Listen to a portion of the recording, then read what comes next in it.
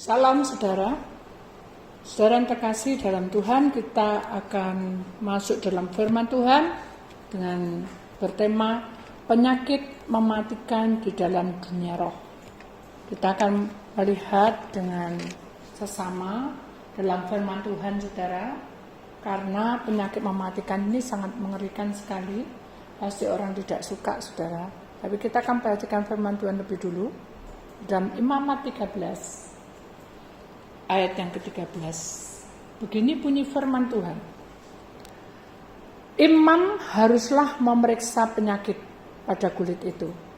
Dan kalau bulu di tempat penyakit itu sudah berubah menjadi putih, dan penyakit itu kelihatan lebih dalam dari kulit, maka itu penyakit kusta. Kalau imam melihat hal itu, haruslah ia menyatakan orang itu najis. Saudara, mari kita akan perhatikan saudara bahwa kita bicara tentang keadaan sekarang ini. Proses penyakit yang namanya mematikan itu, kalau di dalam dunia roh, adalah penyakit yang membuat manusia tidak berdaya dan tidak tahu bagaimana cara pengobatannya. Dan mari kita akan membahas dalam Imamat 13 ayat yang ketiga. Kita akan memberikan bagian-bagian A, B, C, D. Ya. Imam haruslah memeriksa penyakit pada kulit itu. Ini bicara tentang keadaan manusia di akhir zaman, ya saudara, di mana kita seharusnya bersandar kepada Tuhan. Dan mungkin kita juga bingung kalau namanya orang yang bicara dengan keadaan akhir zaman, ya posisi seperti inilah yang perlu kita membahasnya lebih dalam. Kenapa? Karena bagaimana keadaan kita di saat penyakit yang mematikan itu menimpa kita. Sikap keadaan kita bagaimana? Kenapa? Karena ini adalah akhir dari segala-galanya. Hidup di dalam suatu pergumulan, suatu gejolak yang membuat kita juga tidak mampu. Tetapi kita harus tahu bahwa kondisi yang kita alami ini bukan hanya sekedar sesuatu yang membuat kita ini kaget atau mungkin kita terheran-heran, bukan, tapi ini adalah suatu persoalan yang harus kita hadapi bersama, di mana dalam proses penyakit mematikan ini kita belajar untuk memahami akan firman Tuhan dan mengerti bagaimana Tuhan itu menyatakan kuasanya di saat ada sesuatu yang menghadang kita, yang membuat kita tidak ada jalan keluarnya.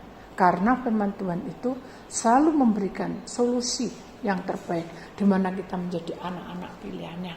Jadi marilah kita mengalami dengan keadaan seperti ini, kita seharusnya kita memeriksakan hidup kita.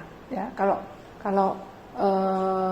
kita lihat di TV atau di jalan-jalan di mana ada pemeriksaan saudara, ya, bagaimana polanya untuk cara memeriksa dari awal hingga akhir, saudara, kita bisa melihatnya. Dan sering kita lihat juga yang taruh di hidung lah, atau juga tenggorokan, dan juga tes darah. Nah, itu adalah salah satunya kondisi keadaan di mana kita harus melewati semua itu. Demikian juga kalau kita melihat kelanjutannya saudara. Dan kalau bulu di tempat penyakit itu sudah berubah menjadi putih. Nah, ini ada satu penyakit ini sudah merasuk di dalam tubuh manusia sehingga berubah menjadi putih. Itu bicara tentang perkara duduk persoalan pribadi kita lagi. Jadi bukan umum. Kalau ini tapi kan umum, saudara. Kondisinya umum. Jadi kita harus tes semuanya harus mengikuti aturan ini supaya kita tidak terjadi sesuatu yang menjalar dalam penyakit itu. Tapi kalau ini sudah berubah menjadi putih penyakit itu bicara tentang duduk persoalan pribadi kita secara pribadi. Jadi tidak perorangan gitu ya. Jadi tidak semua orang. Ya. Kita akan menghadapi penyakit mematikan ini bisa stres, bisa gangguan jiwa, bisa kebingungan. Ya. Dan akhirnya arah tujuannya cepat mengambil keputusan tindakan itu mematikan. Banyak yang kita tidak duga, oh orang kayak gitu kok bisa bunuh diri. Dan ada lagi yang paling lama bertahan, kalau bunuh diri mati sudah selesai, tinggal masuk neraka atau surga. Tapi kalau membunuh atau bunuh kesenangan hidup sehingga hidup tidak semangat, ya, itu menandakan tentang tidak ada senyum dan ketegangan di dalam sarafnya. Jadi sudah terjadi satu pembentukan persoalan atau karakter pribadi kita ini sudah mengalami sesuatu yang membuat manusia itu jadi kok dulu aku enggak kayak gini, sekarang kok aku kayak gini. Itu.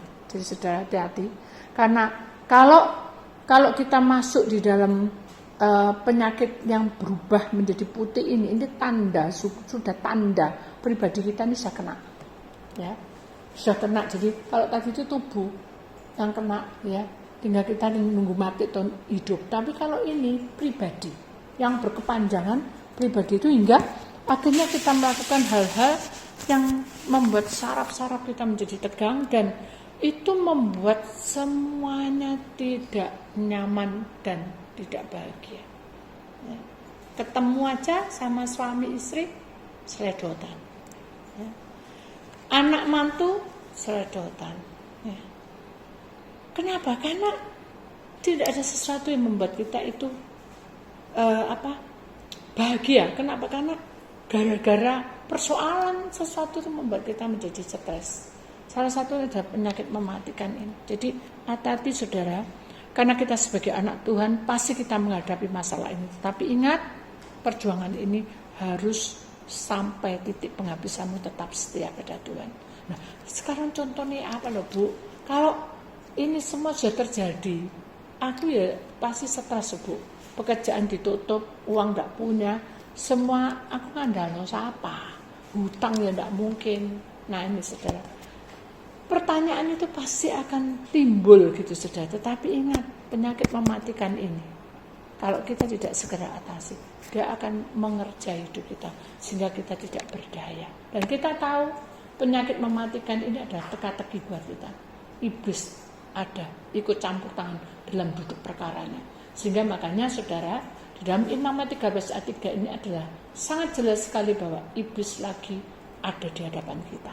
Sekarang tinggal bagaimana cara kita untuk melakukan supaya kita itu bisa tahu bahwa rancangan Tuhan itu indah pada waktunya. Ada satu kesaksian saudara. Suatu hari saya besuk ke satu orang saudara ya. Dan orang itu bicara tentang keselamatan, itu sudah pintar, maksudnya sudah mengerti kebenaran. Bahkan dia bicara dengan tetangganya dan tetangganya itu malah nggak ngerti apa-apa. Sehingga saya pada waktu itu saya ketemu di rumah sakit itu, saya mendoakan orang itu. Ya, saya doakan. 2 hari kemudian orang itu menghubungi saya dan dia menangis. Dia bilang bahwa kornea matanya dia itu, kornea matanya suaminya itu menghadapi sesuatu yang yaitu di penyakit yang mematikan, di mana lubang atau bagian penglihatannya itu sudah ketutup dengan selaput. Jadi selaput itu entah dari mana datangnya, dia sudah mengalami buta total. Kalau kemarin tuh yang belum didoa-doakan itu katanya gitu, itu masih melihat. Sekarang kok jadi gini? Dia tidak bilang setelah didoa, kok jadi gini gitu. Akhirnya saya juga bilang, saya enggak gitu, enggak. Lalu saya bilang, sudah kita berdoa aja, kita minta Tuhan bekerja di tengah-tengah kita. Akhirnya kita berdoa. Begitu kita berdoa, saudara, ini kan tempat tidur. Jadi kalau pada posisi waktu itu dia tidur, ya saudara, dan pada waktu dia buta, waktu tidak kelihatan itu dia akan operasi gitu. Jadi menuju ke ruang operasi. Kalau waktu saya berdoa itu dia lagi berbaring. pada saat saya berdoa yang untuk menuju ke kamar operasi, saya dikembalikan lagi ke Tuhan dalam doa pada awalnya, waktu dia terbaring. Ya, tahu ya saudara maksudnya. Begitu saya berdoa, kok saya kaget? Loh kenapa ya? Di tempurungnya kepala orang ini, ya seperti ada, saudara tahu lempengan besi, ya kotak gitu, ya sekitar seginilah panjangnya, 1 kilan lebih itu, tebelnya segini, itu persis menyimpang di kepala sini. Akhirnya saya tanya sama Tuhan, maksudnya saya berdoa, Tuhan, apa yang harus saya lakukan gitu? Kenapa kok ada besi di kepalanya? Tuhan kuat, ayo ikut aku, katanya. Begitu roh saya ada di situ, saudara, saya terkejut. Ternyata yang seperti besi itu bukan besi, ya saudara, tetapi sesuatu yang ada satu kesaktian. Jadi itu seperti boleh dikatakan itu pegangan, ya pegangan orang ya. Jadi kalau kita ini mau pergi ke suatu tempat dan dia supaya dibawa apa itu kasih itu gitu. Hanya saya bingung kenapa ya kok bisa besi masuk di situ gitu loh. Kan kalau kepala dimasuk itu ya pasti ya nggak mungkin lah. Tapi Tuhan berkata no, beda sekarang itu dunia roh. Terus kapan masuk no gitu? Nah itu hal apa yang bikin nama. Dan saat dia sudah mulai kalap dengan kondisi penyakitnya itu, jadi dia itu tanya pada seseorang dan orang itu memberikan sesuatu dan ini jangan dilepas. Hingga dia tidur itu bantalan pakai itu, saudara. Tapi di rumah sakit tidak memakai. Ya. Waktu tidur di rumah dia pakai. Akhirnya saya bilang, ya sudah, sekarang saya harus bagaimana? Karena yang seperti besi itu harus dilepaskan. Kalau enggak, ya kita enggak tahu apa yang terjadi. Berarti kalau besi, jadi dia gembira. Wah, kalau gitu, kalau sudah dilepaskan besinya, berarti bisa melihat suami saya. Saya bilang, saya juga enggak tahu, itu kehendak Tuhan. Yang jelas, ketika besi itu diambil, itu kan kuasa kegelapan. Roh-roh yang lain, ilah-ilah lain, itu harus dibuang. Begitu dibuang, maka prosesnya beda. Ya. Dan pasti menunjukkan bagaimana cara untuk kelanjutannya. Loh, kok tidak disebutnya langsung ya? Kok berputar-putar ya? Karena imanmu. Loh, aku kan percaya sama Bu Titi dah, karena kamu percaya sama aku. Karena kamu percaya sama hamba Tuhan, percaya pada manusia. Oh, pasti hambanya bisa menyembuhkan. Enggak. Harus percaya pada Tuhan. Oh, ya wes aku percaya sama Tuhan. Cuma ngomong tak enggak bisa. Harus dilakukan. Bagaimana caranya? Nanti malam kamu berdoa sendiri. Ternyata ada ketiduran, saudara. Besoknya pada waktu ruang operasi itu Tuhan tegur saya. Apakah kamu sudah tanya? Apakah kamu sudah berdoa semalam? Iya, aku kok lupa. Saya tanya ini deket. Ini kan mau menuju ke ruang operasi. Bagaimana kalau kita berdoa bertiga? Tadi malam kamu berdoa enggak? Aku lupa. Ya, terus kalau kamu lupa bagaimana? Sekarang kita berdoa, minta pimpinan Tuhan. Ya, kita berdoa. Padahal saudara, malam itu seandainya, ya, ini kita bicara seandainya, no better say, kamu nurut dan ikuti, tidak akan operasi. Karena ini sekarang posisinya sudah mencengkram itu dan itu harus dioperasi. Dan itu pun tidak menjamin. Dia nangis terseduh-seduh. Masa Tuhan tidak ada mengampuni aku? Masa Tuhan tidak mengasihi aku? Nah ini, ingat ini saudara. Jadi ketika kita menghadapi masalah itu kita menjadi saraf kita tegang dan posisi kita sudah tidak ada kesenangan, semangatnya berkurang. Sehingga dalam persoalan ini kita semakin larut menjadi kenyataan bahwa itu penyakit mematikan akhirnya. Jadi ini satu proses yang tidak boleh kita melewati semua begitu aja. Ya. Ketika saya berkata Tuhan, wis tak serahno hidupku sama Engkau Tuhan, aku mau melayani Engkau. Tapi saya melanggar. Tuhan kasih pengertian. Tuhan tidak menghukum atau mengutuk. Tuhan kasih pengertian. Seperti orang ini. Seandainya kamu mengerti, pasti Tuhan akan selesaikan dengan segera. Tapi karena kita berputar, Posisi kita berputar karena kita tidak percaya, karena kita melanggar, karena kita ada sesuatu yang membuat kita nanti meremehkan nanti. Nah, itu bahaya sekali. Ingat saudara, jangan sampai kita berubah menjadi putih. Penyakit itu berubah menggerogoti. Putih itu menandakan persoalan pribadi kita tapi lagi digerogoti. Saudara, kalau ini umum, ini digerogoti. Lalu yang ketiga, C. Dan penyakit itu kelihatan lebih dalam. Jadi bukan lagi putih tok di luar, tapi semakin merasuk ke dalam kulit, maka itu penyakit kusta. Nah, kita uraikan di sini. Penyakit yang lebih dalam itu apa sih? Bicara apa? Ini bicara tidak bisa dikendalikan. Ya, akhirnya lepas kendali. Tidak bisa untuk berharap pulih. Ya, sudah vonis. Ya. Pikiran menuju apa? Kematian. Mati kutuk akhirnya. Nah, sehingga arahnya menuju ke penyakit kusta. Jalan pintasnya ya tadi pergi ke dukun. Kalau orang sudah terlalu bergaul bebas, kebablas, masuk ke percabulan. Kalau kita sudah merasa tidak bisa begini begitu, tidak ada jawaban, masuk ke pemujaan ilah-ilah. Ini kan berbahaya sekali, saudara. Kenapa? Karena ini sudah menandakan vonis penyakit kusta. Zaman dahulu penyakit kusta itu tidak ditemukan obatnya, penyakit yang mematikan, sehingga mesti mereka pisah dari keluarganya. Jadi proses seperti ini, saudara, kita harus menyadari bahwa hidup di dalam dunia ini, selama kita memiliki masalah demi masalah, pasti ada jalan keluarnya. Jadi kita ingat, kita tidak boleh arah yang seperti ini, ya saudara. Tidak boleh ke sini, tidak boleh. Tapi kita harus tetap berjuang, berserah pada Tuhan, dan mengimaninya. Nah, ibu ini tadi, karena dia sudah depresi dan dia sudah lepas kendali, dia pingsan. Ya. Begitu pingsan, untung ada orang di situ, untung ada saudara di situ. Akhirnya dia sesak nafas. Saya berdoa, Tuhan, kalau selalu kok kayak gini Tuhan. Jadi ini kan gitu, saudara. Tapi saya cuma begini, Tuhan, tak serahno. Wes hambanya hamba. Tuhan suruh ke sini, doa orang ini, doa orang A sembuh kok malah saya dapat B malah gak karu-karuan. Itu kasaran kan gitu ya, saudara. Tapi saya mau belajar untuk tenang, belajar untuk diam. Duduk diam, berserah, apa yang harus saya lakukan. Akhirnya Tuhan kasih, ayo ikut aku katanya. Tunjukin, saudara.